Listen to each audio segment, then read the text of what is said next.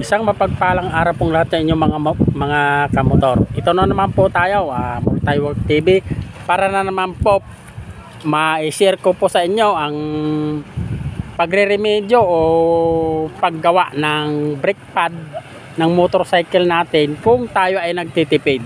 Ay kung meron naman po tayong pambili at sa may mga budget po naman na may pambili ng brake pad ng scooter, ay okay naman po, meron naman po nabibili online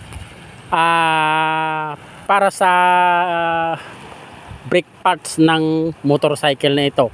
Sa mga nagtatanong po pala mga kamotor, kung merong nabibiling parts na Skygo Bolt 150 sa online, meron po mga kamotor, meron na pong nabibili sa online, sa Shopee, sa TikTok, marami na pong pisa ang Skygo Bolt 150.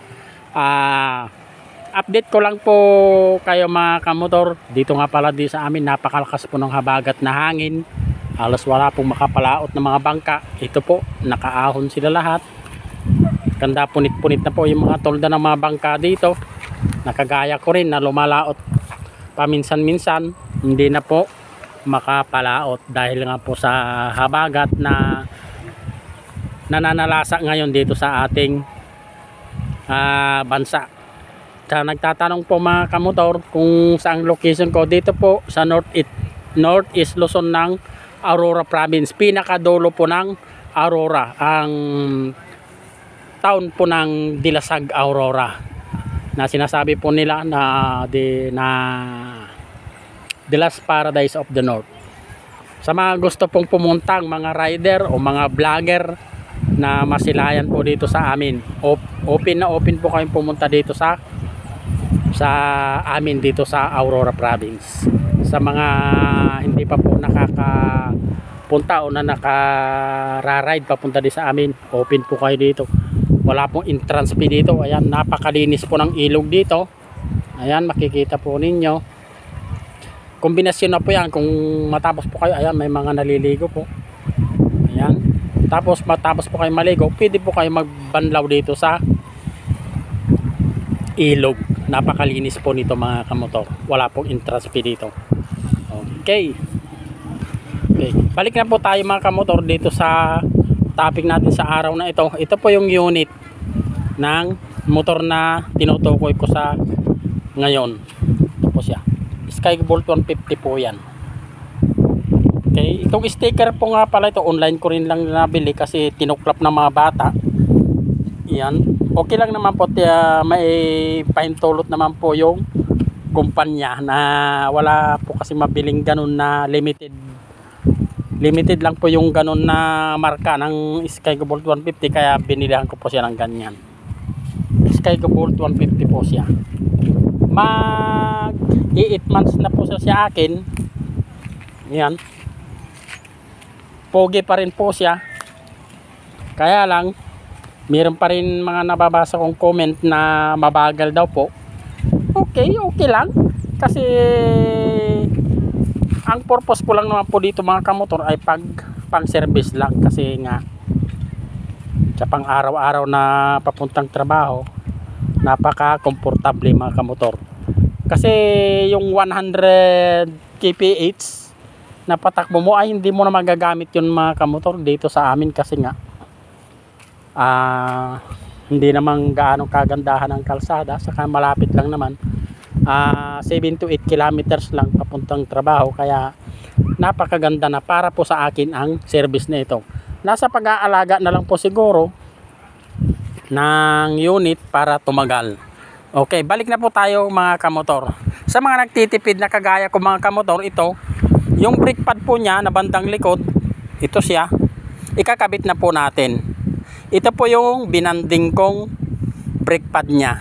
Mura lang naman pa ito mga kamotor sa online shop. Wari ko mga kulang 100 pesos po siya. Pero kung nagtitipid po kayo o gusto nyo talaga yung matibay, ganito po mga kamotor, kukuha kayo ng mga nagtuklapan ng lining ng mga truck, tinwheeler, kasi napakatibay at magandang kumapit mga kamotor. Kasi nga po yung lining na ginagamit ng mga tracking dito, subok na, tested na yung tigas at kapit niya. Yung Jupiter clutch, Jupiter po ang tatak na lining. Kaya ito po yung hinasa ko. Ganito po siya dati. Ito, bingkong siyang ganyan, curve. Ngayon, ginrinder po natin, pinapantay po natin siya. Kaya ito na po yung kinalabasan niya, mga kamotor. Ayan. Binanding ko po siya. Sa mga nagtatanong, mga kamotor, kung anong pinandikit natin, Pioneer epoxy po siya, mga kamotor, pero nansag ang pangalan niya. Hindi na po natin siya ipapakita kasi hindi naman siya for advertise, mga kamotor. Ayan. Ngayon, ikakabit na siya natin dito sa may cylinder niya. Ayan. Backlash po.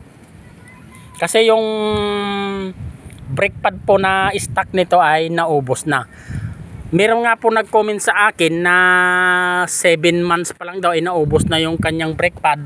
Natural yun, mga kamotor, lalo na kung gaya dito sa amin na may rough road pang daan, masisiksikan ng buhangin. Normal lang yun, mga kamotor, kasi nga open na open itong bandang likod, lalo na pag natitilansikan, masisingitan po ng buhangin. Tapos yun, palaging nagagamit yung kanyang preno. Yun ang kalalabasan niya, talagang mauupod siya. Normal naman po ang pagkaupod ng brake pad ng motor natin. Kaya lang dito sa amin, mag-order ka man sa online, medyo matagal-tagal po dumating. Kaya nag-isip ako ng paraan na para may maikabit o para magamit na rin, mga kamotor. Ito nga ang kinalabasan niya, mga kamotor. Ito. Yan.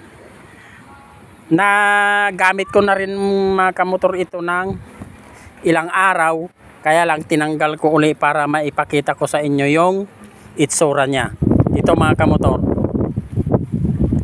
Hindi siya matakaw manggasgas ng rotor disc. Kasi tested ko na tong Jupiter clutch lining na ito. Dati nga, mga kamotor, itong kanyang rotor disc ay may gas-gas. Ngayon napantay na, mga kamotor. Pantay na siya. Kaya sa mga gusto na mag DIY ng brake pad, okay, mga kamotor, kasi tipid na, unting oras lang ang kakailanganin mo. Okay, dito sa may bandang harap, okay pa lang naman kasi hindi naman masyadong ginagamit itong brake pad niya sa harap. Tingnan nyo, mga kamotor, tong itsura ng motor. Rough road kasi dito sa amin, mga kamotor, kaya yung pagkakaroon ng madali ang paggasgas ng brake pad ay ganun talaga. Mag-8 months pa lang ito sa akin, mga kamotor. Okay naman, wala namang lumitaw na diferensya niya. Okay pa naman ang performance niya. Kaya sa mga gustong maglabas o bumili ng ganitong unit, try po ninyo, mga kamotor. Sa mga nagko-comment na mabagal daw siya, kung ang hangad nyo, mga kamotor, ay pangarera, okay. Halimbawa ako, bibili ako nung naka-design talaga na pangarerang motor, di ba? Pero kung ikukumpara mo itong scooter na ito sa pangarera, ay malayo po ang design nito, mga kamotor. Pangkuan lang siya, ito mga pang service lang talaga, pang urban area, pang service sa trabaho. Siyempre hindi na rin pahuhuli sa forma kahit papaano. Okay, mga kamotor, sa ngayon lang napadpad dito sa ating channel, ay please po paki-subscribe na rin po para matulungan naman po ninyong mapalago itong ating channel. Okay, yun lamang po ang maisishare ko sa araw na ito, at God bless po sa inyong lahat. Maraming salamat po ulit.